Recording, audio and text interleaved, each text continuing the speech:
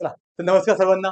मी Siddharth Dawkar Maharashtra academy मध्ये आपलं स्वागत करतो. तर आता लक्षात घ्या, आता आपल्याला या सेशन मध्ये काय डिस्कस करायचंय. आता आपल्याला माहिती आहे की आता आपली येणारी जी पूर्व परीक्षा आहे, त्या पूर्व परीक्षेसाठी आपल्याला विज्ञान म्हणजे सायन्स विषय हा फार महत्वाचा आहे. मग लक्षात घ्या, जर आपल्या पूर्व परीक्षा टॅकल करायची असेल तर आपल्या ग्रुप बी आणि सी परीक्षेसाठी जो आपल्याला विज्ञान विषय आहे याचा अभ्यास कसा करावा किंवा आपल्याला जो काही टॉपिक कव्हर करायचा आहे तो टॉपिक कोणत्या पद्धतीने करावा, त्यासाठी आपण आता हे एक स्ट्रॅटेजी सेशन पाहणार आहे. मात्र लक्षात घ्या, जर आपण विज्ञान विषयाचं महत्व पाहिलं तर जवळपास प्री एक्झामलाही आहे, मुख्य परीक्षेला पण आहे.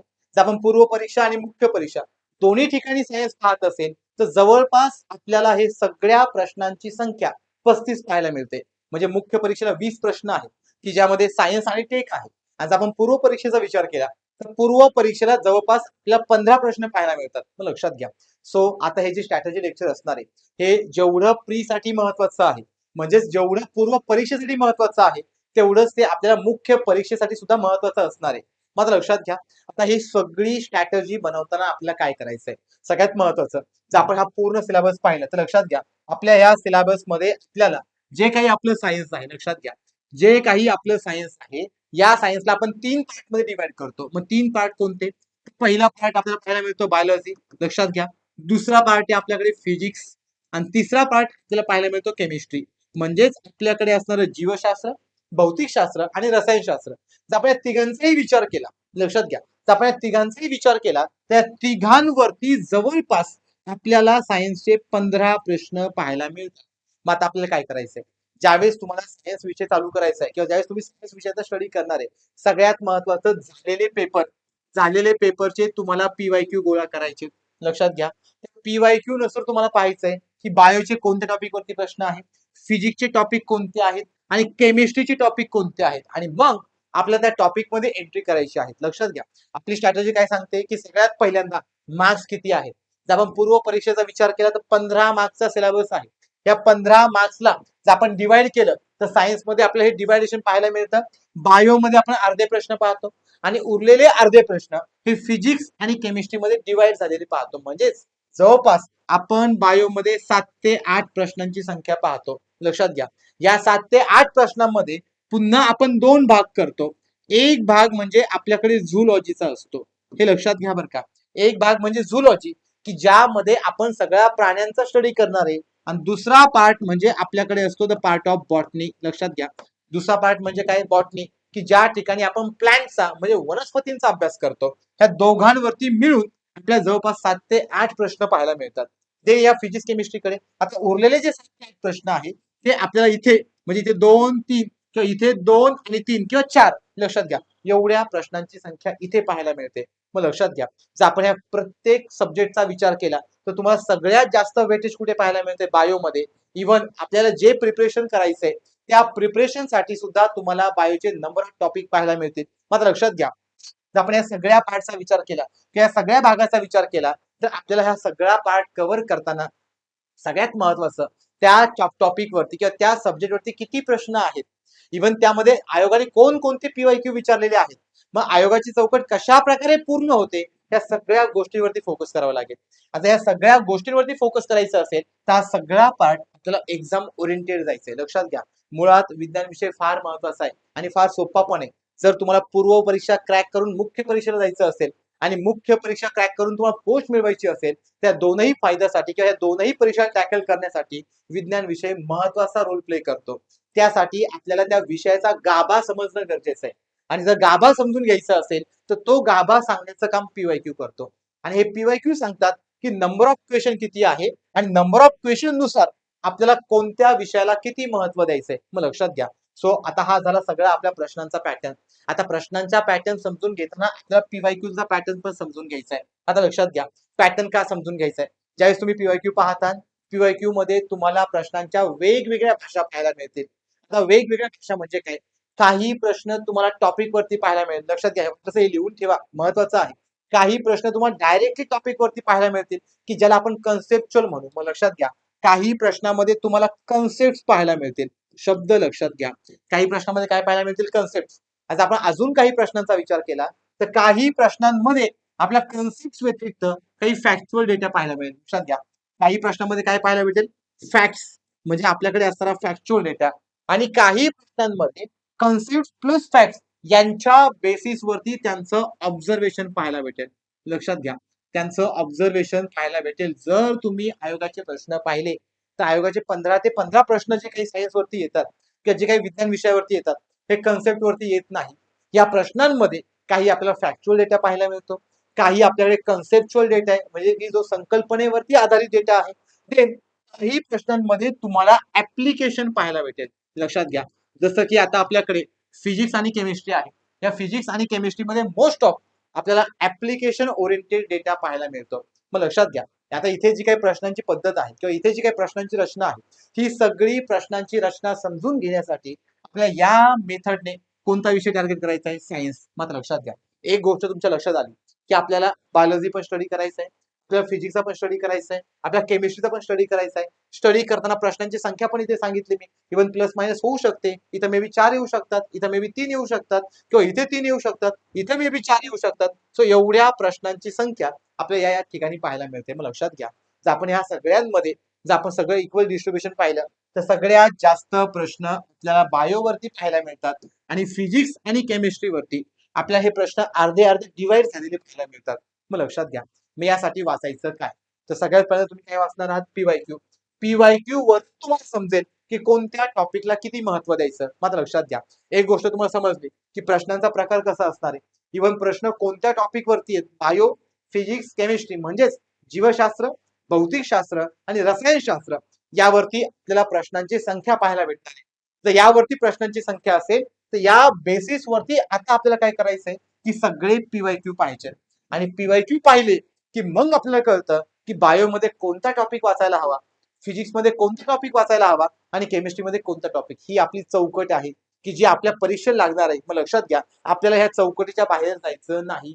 आणि हे चौकट सांगण्याचं काम कोण करते, पीवायक्यू. म्हणजे आपल्या एक्झामसाठी पीवायक्यू हा एक आत्मा आहे आणि आपल्याला हा पाहावाच लागेल. मग लक्षात घ्या, जर आता आपण हा सगळा स्ट्रॅटेजीचा पार्ट पाहिला तर यामध्ये काय काय वाचायला हवं. मग सगळ्यात पहिल्यांदा आपण घेऊयात बायोलॉजी, देन आपण जाऊ फिजिक्स कडे आणि मग पुढे आपण पाहू केमिस्ट्रीचा. मग लक्षात घ्या, आता हे सगळं पाहताना आपल्याला मोस्ट ऑफ कोणत्या पॉईंटवरती फोकस करायचंय, तर आपल्या सिलेबसवरती. मग लक्षात घ्या, जर आपण सिलेबसचा विचार केला तर आपल्या बायोलॉजीमध्ये आपल्याला सगळ्यात पहिला बेसिक पार्ट पाहायचा आहे. आता बेसिक पार्ट लक्षात घ्या, तुम्ही बायोचा स्टडी करा, इव्हन तुम्ही फिजिक्सचा स्टडी करा, इव्हन तुम्ही केमिस्ट्रीचा स्टडी करा, तिघांमध्ये सुद्धा आपल्याला बेसिक बेसिक पॉईंट पाहिजेत की ज्या बेसिक चॅप्टरवरती सगळे टॉपिक लिंकिंग असतात. आता लक्षात घ्या, इथे एक चूक टाळायची. चूक टाळायची म्हणजे काय, बायोमध्ये रॅन्डम काही पण वाचायचं. लक्षात घ्या, मी काय म्हणतोय, रॅन्डम काही पण वाचायचं नाही. जे लिंकिंग आहे, लिंकिंग म्हणजे थोडक्यात लक्षात घ्या, जर तुम्ही बायोमध्ये गेला तर टॉपिक नंबर 1 हा टॉपिक नंबर 2 ला लिंक असतो, टॉपिक नंबर 2 टॉपिक नंबर 3 ला लिंक आहे. जरी लिंक नसेल पण त्याला लिंक लावायचंय. लिंक का लावायचंय, कारण हे लिंक केल्यामुळे आपला सिलेबस मजबूत होतो आणि सिलेबस मजबूत झाला की समजायला मदत होते आणि मार्क्स यायलाही मदत होते. मग लक्षात घ्या, यामुळे काय होईल की आपल्या नंबर ऑफ रिव्हिजन वाचतील, आपण जे काही वाचतोय ते लिंक लागत जाईल, त्यामुळे मॅच्युरिटी वाढेल आणि आपण जे वाचतोय ते विथ मॅच्युअरली आपण ऍब्झॉर्ब करू. लक्षात घ्या, आपल्याला ते ऍब्झॉर्ब करायचं असेल किंवा जर आपल्याला डोक्यामध्ये फिट करायचं असेल तर आपल्याला मॅच्युरिटी फार महत्वाची आहे आणि ही मॅच्युरिटी आपल्याला या पद्धतीने जावं लागेल. मग लक्षात घ्या, आता काय काय करायचं आपल्याला. सगळ्यात पहिल्यांदा जर आपण बायोलॉजीचा विचार केला तर या बायोलॉजीमध्ये म्हणजे या जीवशास्त्रामध्ये आपल्याला कशावरती फोकस करायचं आहे, तर सगळ्यात फर्स्ट त्यांचा बेसिक चॅप्टर, तो बेसिक चॅप्टर आहे सेल. लक्षात घ्या, म्हणजे आपल्याला काय समजून घ्यायचं अगोदर, सेल. आज आपण सेलला अगोदर समजून घेतलं, मग यामध्ये काय काय वाचावं लागेल की सेल काय आहे, सेल कशाला म्हणतात, मग एक पेशीय सेल काय असते म्हणजे आपण त्याला युनिसेल्युलर सेल म्हणतो. देन बहुपेशीय सेल काय आहे की ज्याला आपण मल्टीसेल्युलर सेल म्हणतो. मग एक पेशीय बहुपेशीय हा प्रकार आहे. मग यांचे नंबर ऑफ एक्झाम्पल काय आहेत, मग यांच्यामध्ये सेल ऑर्गॅनल्स म्हणजे पेशी अंगके कोणते आहेत हे लिहावर फार महत्वाचं आहे. जसं मायटोकॉन्ड्रिया आहे, क्लोरोप्लास्ट आहे, कॉल्गी बॉडी आहे, एंडोप्लाझमिक रेटिक्युलम आहे की ज्याला मराठीमध्ये अंतद्रव्य जलिका म्हणतात, किंवा न्यूक्लियस म्हणजे केंद्रक आहे. हा सगळा भाग आपल्याला या टॉपिक मध्ये पाहायचा आहे. मग लक्षात घ्या, हा टॉपिक आपल्या बायोचा बेसिक पार्ट आहे. जर हा टॉपिक तुम्हाला समजला की लगेच टॉपिक नंबर दुसरा कोणता घ्यायचा आपल्याला, तर आपल्याकडे असणारा टिश्यू अँड देअर टाइप्स. लक्षात घ्या, हे का म्हणतोय मी, बिकॉज सेल पासून तयार होतो टिश्यू. जर आपण सेलचा विचार केला त्या सेलचं कॉम्बिनेशन म्हणजेच टिश्यू. ज्यावेळेस ग्रुप ऑफ सेल एकत्र येतात त्यावेळेस तयार होतो टिश्यू. म्हणजेच आपल्याला सेल नंतर टिश्यूच स्टडी करावा लागेल. जर तुम्ही डायरेक्टली टिश्यू घेतला, ठीक आहे, वाचायला सोपं वाटेल ते, पण तुम्हाला त्यामध्ये प्रॉपर मॅच्युरिटी येणार नाही. आणि जर प्रॉपर मॅच्युरिटी घ्यायची असेल तर आधी बेसिक पार्ट सेल करावा लागेल, सेल नंतर टिश्यू आणि त्याचे प्रकार समजून घ्यावे लागतील. आणि ज्यावेळेस तुम्ही पीवायक्यू पाहताल त्यावेळेस तुम्हाला कळेल की या दोघांवरती पीवायक्यू आहेत. मग लक्षात घ्या, टिश्यू मध्ये काय पाहायचंय तर वेगवेगळे प्रकारचे टिश्यू. टिश्यू म्हणजे उती. जर आपण उतींचे प्रकार पाहिले तर सिंपल आहे. मग आपल्याकडे अॅनिमल मध्ये वेगळ्या उती आहेत, आपल्याकडे वनस्पतीमध्ये वेगळ्या उती आहेत. जर अॅनिमल आणि प्लांट या दोघांमध्ये आपल्याला वेगवेगळ्या टाईपच्या टिश्यू किंवा वेगवेगळ्या टाईपच्या उती पाहायला मिळत असतील तर त्या कोणत्या, त्या सगळं आपल्याला इथे अभ्यासायचंय. त्यानंतर काय पाहायचंय लक्षात घ्या, जर आपण सेल पाहिला तर सेल पासून टिश्यू तयार होतो, देन टिश्यू पासून ऑर्गॅन तयार होतो आणि ऑर्गॅन पासून ऑर्गॅन सिस्टीम तयार होते, म्हणजे एक अवयव संस्था तयार होते. मग लक्षात घ्या, जर आपण नंबर ऑफ ऑर्गॅनचं एक सिस्टीम पाहत असेल तर अशा आपल्याकडे काही सिस्टीम आहेत, जसं की ब्लड सर्क्युलेटरी सिस्टीम ज्याला आपण म्हणतो मानवी रक्त विसरण संस्था, देन श्वसन संस्था की ज्याला आपण रेस्पिरेटरी सिस्टीम म्हणतो, देन पचन संस्था की ज्याला आपण डायजेस्टिव्ह सिस्टीम म्हणतो, देन आपल्या बॉडीमध्ये असलेली उत्सर्जन संस्था की ज्याला आपण एक्सक्रिएटरी सिस्टीम म्हणतो. हे सगळं तयार होतं आपल्या लाईफ प्रोसेसनुसार. मग लक्षात घ्या, आता लाईफ प्रोसेस काय हे सगळं पाहणार आपल्याला स्टडी करावं लागेल की बेसिक पार्ट. मग बेसिक पार्ट कोणता पाहिजे लक्षात घ्या, सगळ्यात फर्स्ट बेसिक पार्ट आपण कोणता कव्हर केला तर आपल्याकडे असणारा सेल टॉपिक. लक्षात घ्या, आपल्याकडे असणारा सेल टॉपिक. सेल टॉपिक नंतर आपण कुणाकडे चाललोय, टिश्यू कडे. म्हणजे आपल्याला पाहायचंय की टिश्यू काय आहे, म्हणजे सेलचं फॉर्मेशन पुढे टिश्यू मध्ये आहे. टिश्यू टॉपिक क्लिअर झाला की आपल्याला जायचंय ऑर्गॅन सिस्टीम कडे. लक्षात घ्या बरं का, याच स्ट्रॅटेजीने आपल्याला सगळं स्टडी करायचंय. आपल्याला जायचं पुढे ऑर्गॅन सिस्टीम कडे. जर आपण पुढे ऑर्गॅन सिस्टीम कडे गेलो तर ऑर्गॅन सिस्टीम मध्ये आपल्याला नंबर ऑफ टॉपिक पाहिजेत. मग नंबर ऑफ टॉपिक कोणते तर सगळ्यात पहिल्यांदा आपल्याला याच्यामध्ये पाहायचंय रक्ताभिसरण संस्था. लक्षात घ्या, रक्ताभिसरण संस्था. रक्ताभिसरण संस्था म्हणजे काय तर आपल्या बॉडीमध्ये असणारी ब्लड सर्क्युलेटरी सिस्टीम. देन आपल्याला याच्यामध्ये पाहायचंय श्वसन संस्था. श्वसन संस्था म्हणजे काय तर आपल्याकडे असणारी रेस्पिरेटरी सिस्टीम. देन आपल्या पुढे पाहायचंय आपल्याकडे असणारी उत्सर्जन संस्था. उत्सर्जन संस्था म्हणजे एक्सक्रिएटरी सिस्टीम. लक्षात घ्या, मी दोनही नावं सांगतोय, इव्हन तुम्ही हे लिहून घेतलं तर जास्त समजायला मदत होईल. आणि देन मग सगळ्यात शेवटी आपल्याला पाहायचंय पचन संस्था. पचन संस्था म्हणजे आपल्याकडे असणारी डायजेस्टिव्ह सिस्टीम. लक्षात घ्या, पचन संस्था म्हणजे काय तर आपल्याकडे असणारी डायजेस्टिव्ह सिस्टीम. या सगळ्यांचा स्टडी म्हणजेच आपल्याला काय पाहायचंय the syllabus of organ system. मग लक्षात घ्या, तुम्हाला समजलं हा टॉपिक नंबर 1, हा टॉपिक नंबर 2 आणि 3 नंबरला तुम्हाला एवढे टॉपिक कव्हर करायचे. लक्षात घ्या, ही झाली स्ट्रॅटेजी, कारण यांच्यावरती हे डिपेंड आहेत आणि यांच्यावरती हे डिपेंड आहेत. लक्षात घ्या, म्हणजे सगळी आपली एक चेन पाहायला मिळते, एक सगळी सायकल पाहायला मिळते. जर यातला आपण एक जरी पॉईंट मिस केला आणि डायरेक्टली पुढे गेलो तर समजायला अडचण होईल. लक्षात घ्या, प्रत्येक पॉईंट वरती मार्क्स आहे आणि जर प्रत्येक पॉईंट वरती मार्क असेल तर आपल्याला या पद्धतीने हा सगळा सिलेबस कव्हर करावाच लागेल. तर या पुढे आता पुढे काय पाहिजे लक्षात घ्या, मी आता सांगितलं तुम्हाला सेल घ्यायचा आहे, सेल नंतर टिश्यू वाचायचा आहे, टिश्यू नंतर आपल्याला वाचायचंय आपल्याकडे असणारं ब्लड सर्क्युलेटरी सिस्टीम. लक्षात घ्या, टिश्यू नंतर काय वाचायचंय तर आपल्याकडे असणारी ब्लड सर्क्युलेटरी सिस्टीम. आणि देन त्या सर्क्युलेटरी सिस्टीम नंतर आपल्याला पाहायचंय रेस्पिरेटरी सिस्टीम की ज्याला आपण श्वसन संस्था म्हणतोय. मग लक्षात घ्या, हे आता आपण सगळं डिस्कस केलंय आणि श्वसन संस्था झाली की पुढे जाऊन आपल्याला पाहायचं एक्सक्रिएटरी सिस्टीम की ज्याला आपण उत्सर्जन संस्था म्हणतो. हे सगळं मी तुम्हाला बोर्डवरती मराठीत लिहून दिलेलं आहे. जरी हे नावं तुम्हाला इंग्लिशमध्ये अवघड वाटत असेल तर मी बोलताना मराठी पण बोलतोय, ते पण लक्षात ठेवा. मग आपल्या बॉडीमध्ये जे काही वेस्ट आहेत, मग हे वेस्ट कोणते, ते तयार कसे होतात, मग हे तयार झाल्यावरती जात कुठे असतील, हे सगळं इथे पाहायचंय. मग लक्षात घ्या, ह्या सगळ्या आपल्या संस्था आहेत. आता ह्या उत्सर्जन संस्थेनंतर किंवा एक्सक्रिएटरी सिस्टीम नंतर काय पाहायचंय तर आपल्याकडे असणारी डायजेस्टिव्ह सिस्टीम. आता लक्षात घ्या, डायजेस्टिव्ह सिस्टीमलाच आपण काय म्हणतो तर पचन संस्था. लक्षात घ्या, डायजेस्टिव्ह सिस्टीमलाच आपण काय म्हणतो पचन संस्था. आणि जर आपण या पचन संस्थेचा विचार केला तर पचन संस्था एक्झॅक्टली आहे काय, त्यामध्ये कोण कोणते ऑर्गन इन्व्हॉल्व आहेत, इव्हन ते कशा प्रकारे काम करतात, हे सगळं आपल्याला इथे समजून घ्यायचंय. आणि ज्यावेळेस आपली पचन संस्था संपेल देन पुढे जायचे रिप्रोडक्शन म्हणजे प्रजनन. लक्षात घ्या बरं का, या सगळ्या आपल्या जीवन प्रक्रिया आहेत, यांना आपण लाईफ प्रोसेस म्हणतो. मग पचन जीवन प्रक्रिया आहे, श्वसन, रक्ताभिसरण, प्रजनन म्हणजे रिप्रोडक्शन हे पण आपल्या लाईफ प्रोसेस आहे. मग लक्षात घ्या, ही लिंक समजली का तुम्हाला. मग आपण सगळ्यात फर्स्ट सेल हा टॉपिक घेणार, नंतर आपण टिश्यू हा टॉपिक घेणार, टिश्यू नंतर आपण लाईफ प्रोसेस घेणार की जे आता आपण एवढं पाहिल्या, तर या सगळ्यांवरती कंट्रोल असतं, म्हणजे आपल्याला शिकावं लागेल कंट्रोल, आणि ते कंट्रोल असतं ह्युमन कंट्रोल अँड कोऑर्डिनेशन, की ज्या ठिकाणी आपण मेंदूचा स्टडी करणार आहे. लक्षात घ्या, तर आपण या सगळ्या संस्था पाहिल्या, तर या सगळ्या संस्था म्हणजेच आपलं काय आहे, तर ह्युमन कंट्रोल अँड कॉर्डिनेशनचा पार्ट आहे. जर ह्युमन कंट्रोल अँड कॉर्डिनेशनचा पार्ट असेल, देन हा कशावरती डिपेंड पाहायला भेटेल आपल्याला, तर या सगळ्या लाईफ प्रोसेसवरती. मग ज्या काही आतापर्यंत आपण वर्षा लाईफ प्रोसेस पाहिल्या, या सगळ्या लाईफ प्रोसेस किंवा सर्व जीवन प्रक्रिया कंट्रोल करण्यास काम यांचं आहे. म्हणजेच काय, आपल्याला हे झालं की याचा अभ्यास करावा लागेल. आता ह्या सगळ्यांचा अभ्यास झाला, मग आपल्याला कळलं की आपल्याकडे जैवविविधता तयार झाली. मग हा प्राणी वेगळा, तो प्राणी वेगळा, तो प्राणी वेगळा, म्हणजे आपल्याला प्रत्येक प्राण्यांचा ग्रुप बनवावा लागेल, आणि हा प्रत्येक प्राण्यांचा ग्रुप बनवण्यासाठी आपल्याला स्टडी करावा लागेल अॅनिमल क्लासिफिकेशन. अतिशय महत्वाचा, याच्यावरती तुम्हाला आयोगाचा प्रत्येक वर्षी पीवायक्यू दिसेल. त्यामुळे हा पॉईंट आपल्याला अतिशय महत्वाचा असणार आहे. मग लक्षात घ्या, काय काय केलं आपण, हे सगळं संपलं, हे सगळं शिकलो, याच्यावरती कंट्रोल हा ठेवतो. आता कंट्रोल ठेवल्यावरती आपल्याला प्राण्यांमध्ये विविधता पाहायला मिळते. जर प्राण्यांमध्ये विविधता पाहायला मिळत असेल, तर वेगवेगळ्या प्राण्यांचा ग्रुप वेगळा असणार. मग यांचा ग्रुप स्टडी करण्यासाठी आपण काय पाहणार, अॅनिमल क्लासिफिकेशन. क्रम लक्षात घ्या, या क्रमाने आपल्याला जायचंय. आज आपण अॅनिमल क्लासिफिकेशनचा अभ्यास केला, तर यानंतर जसं अॅनिमलला आपण वेगळे करतोय, तसं आपल्याला प्लांटला पण वेगळे करावं लागेल. मग लक्षात घ्या, जर तशाच प्रकारे आपल्याला प्लांटला म्हणजे वनस्पतींना पण वेगळे करायचं असेल, तर यासाठी कोणता पार्ट आहे आपल्याकडे, प्लांट क्लासिफिकेशन. लक्षात घ्या मी काय म्हणतोय, जसं आपण आता प्लांटचा जर आपण विचार केला, जसे अॅनिमल वेगळे आहेत तसे प्लांट पण वेगळे असतात. मग आयोग ह्या दोघांवरती वारंवार प्रश्न विचारतोय.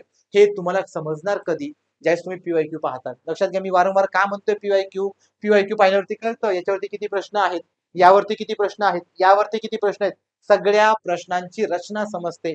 त्यासाठी आपल्याला पीवायक्यू मस्ट आहे, पीवायक्यू पाहावेच लागतील. मग लक्षात घ्या, हा सगळा पॉईंट झाला बायोलॉजीचा. या पुढे आता प्लॅन क्लासिफिकेशन नंतर काय पाहायचंय, ह्युमन डिसीज. लक्षात घ्या, महत्वाचं आहे.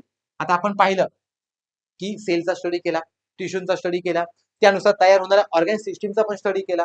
पण या ऑर्गॅन सिस्टीम मध्ये कधीतरी आजार सारखी कंडिशन पण तयार होत असेल किंवा डिसीज पण होत असेल. मग या सगळ्या डिसीजचा अभ्यास आपल्याला या टॉपिक मध्ये करायचा आहे.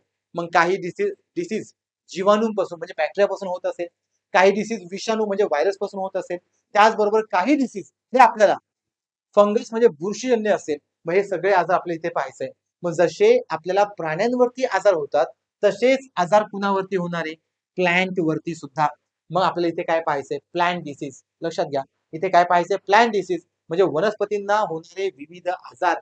या दोघांवरती सुद्धा आयोग प्रश्न विचारतोय. मग लक्षात घ्या, दोनही पॉईंट महत्वाचे आहेत. त्याचबरोबर पुढे काय शिकायचं आपल्याला, human glands and their hormones. लक्षात घ्या, ह्युमन ग्लँड्स म्हणजे मानवामधील ग्रंथी. मग लक्षात घ्या, आपल्या बॉडीमध्ये वेगवेगळ्या प्रकारच्या ग्रंथी असतात. जर आता आपण हा सगळा पार्ट पाहिला, त्या ग्रंथींवरती सुद्धा आपल्या काही थेरॉटिकल अँगल किंवा थेरॉटिकल पार्ट्स पाहायला मिळतो.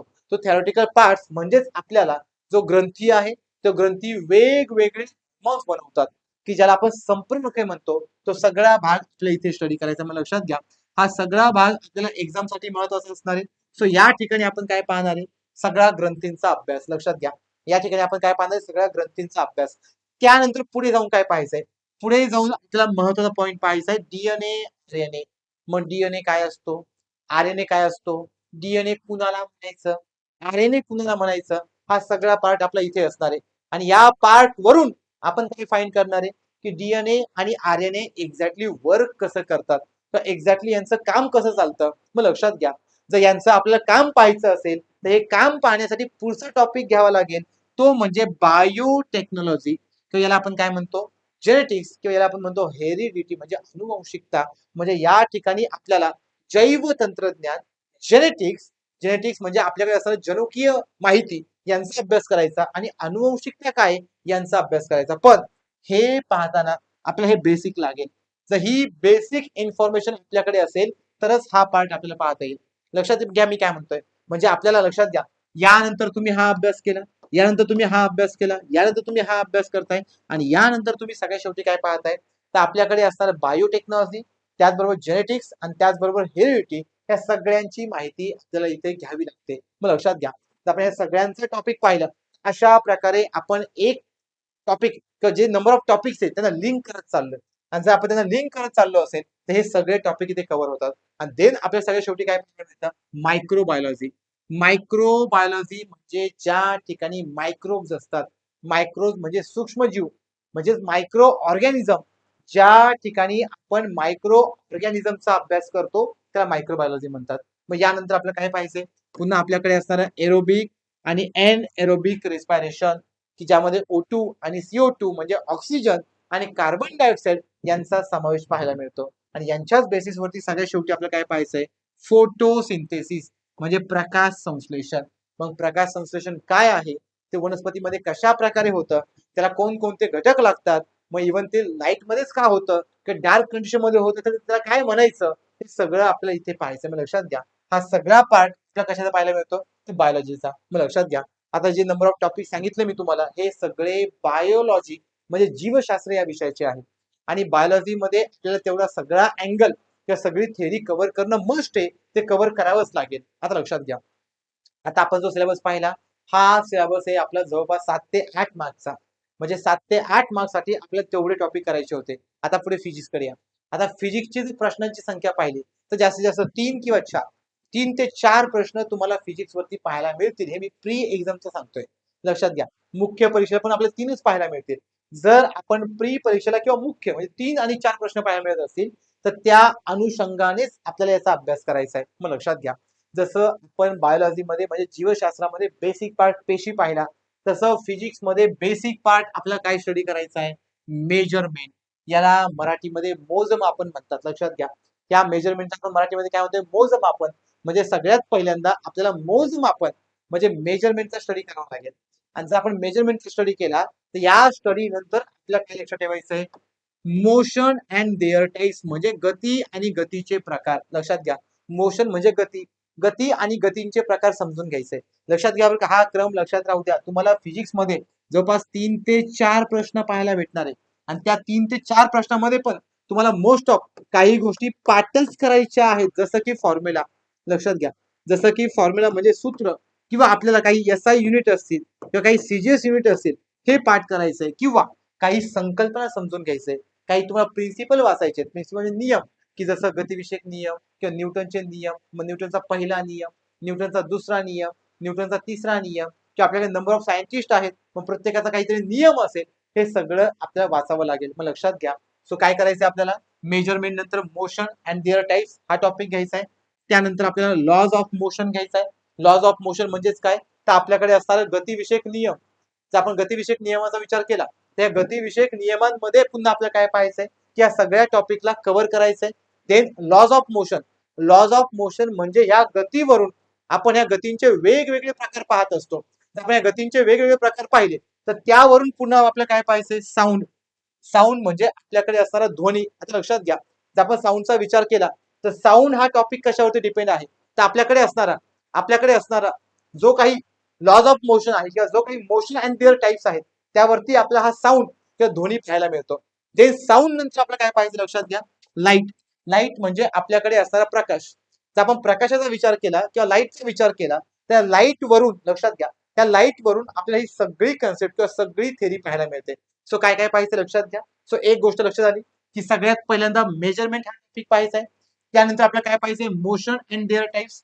सो मेजरमेंट म्हणजे मोजमापन. देन मोजमापनानंतर आपल्याला काय पाहिजे, गती आणि गतीचे प्रकार. देन गती आणि गतींच्या प्रकारानंतर आपल्याला काय पाहिजे, की गतीविषयक कायदे म्हणजे लॉज ऑफ मोशन.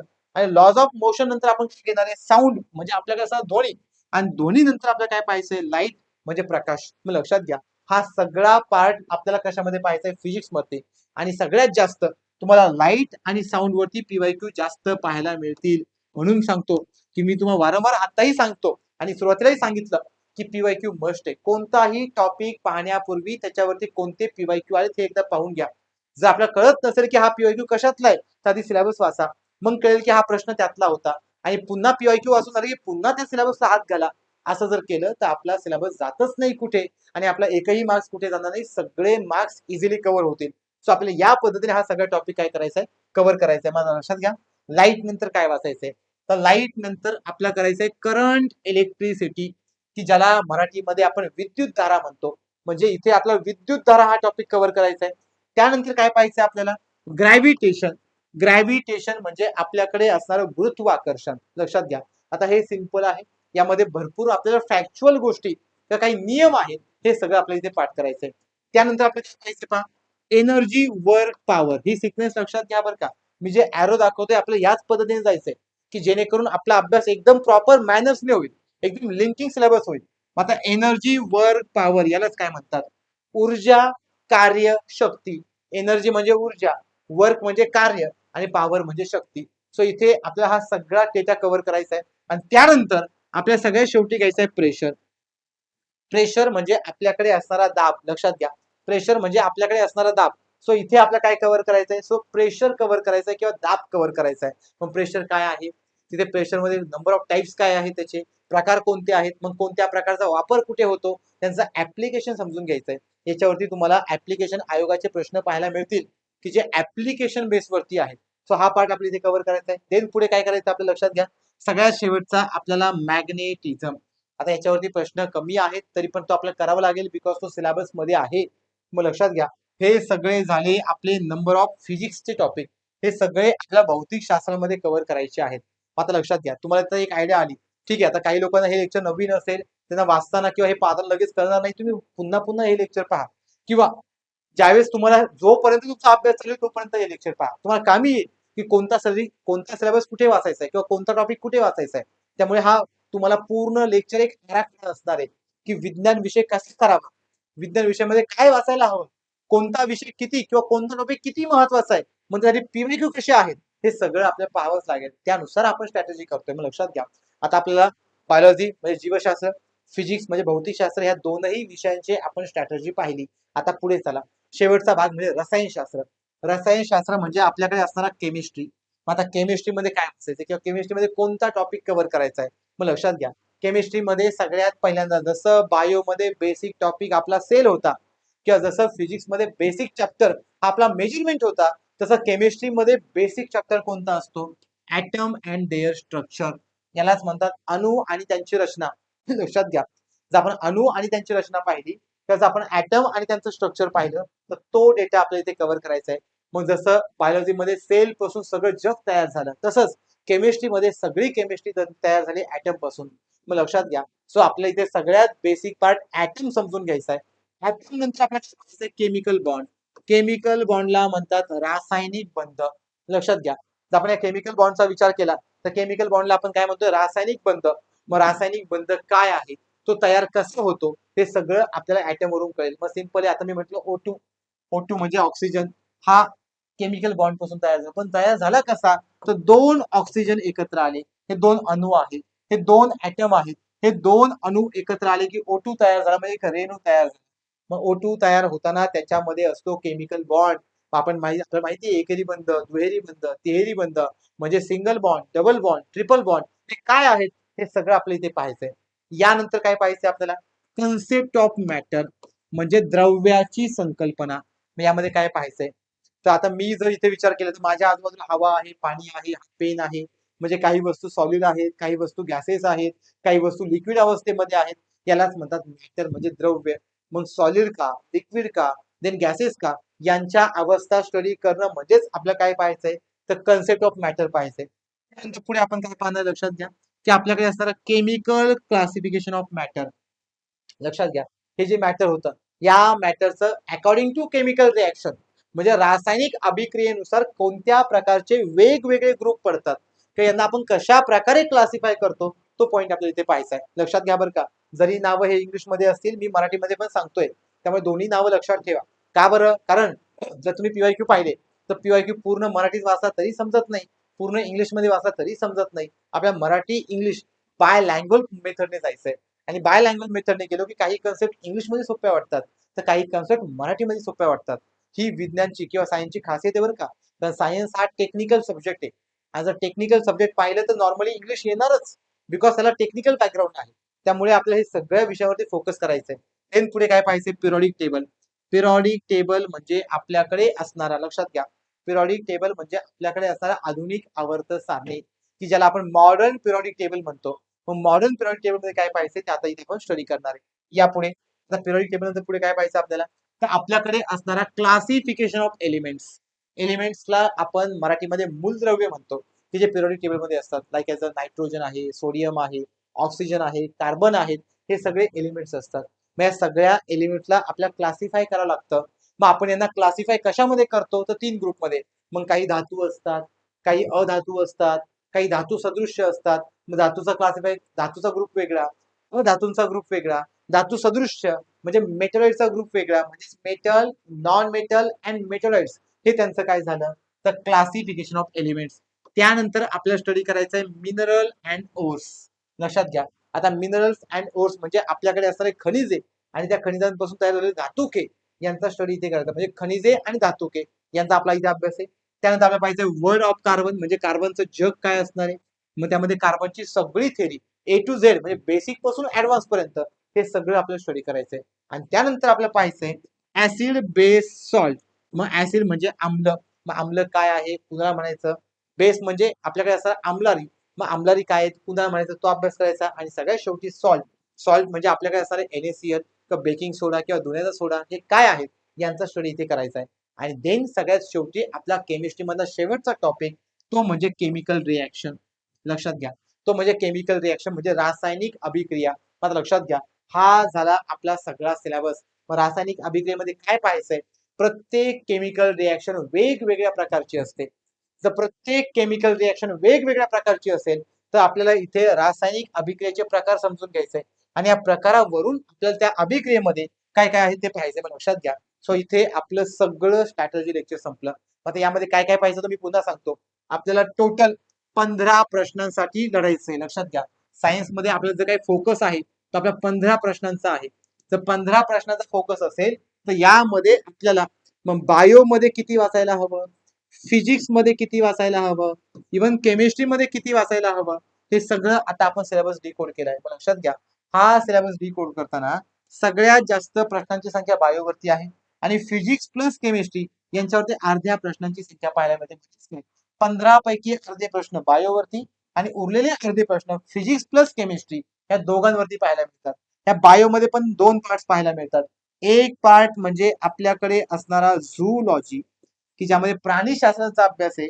आणि दुसरा प्रकार म्हणजे आपल्याकडे असणारा बॉटनी, की ज्यामध्ये वनस्पती शास्त्रांचा अभ्यास आहे. सो अशा प्रकारे अर्धे प्रश्न जरी असतील तरी त्यातले अर्धे झू आणि त्यातले अर्धे बॉटनी, अशा प्रकारे आपल्याला सिलेबस कव्हर करायचा. आणि सगळ्यात महत्वाचं, तुम्हाला PYQ पाहिजे. लक्षात घ्या, PYQ महत्वाचेच आहे, बिकॉज सायन्स हा पार्ट तुम्हाला प्री प्लस मेन साठी आहे. लक्षात घ्या, सायन्स हा पार्ट प्री प्लस मेन साठी आहे. आता हा व्हिडिओ कुणासाठी, जे लोक एकदम नवीन होते त्यांना पण कामी आहेत, जे लोक एकदम जुने आहेत ते त्यांनी 2-3 अटेम्प्ट दिलेले पण आहेत, तरी पण सायन्स बद्दल काय वाचावं हे कन्फ्युजन राहतं, त्यांच्यासाठी पण हा व्हिडिओ बेस्ट राहील. थँक्यू.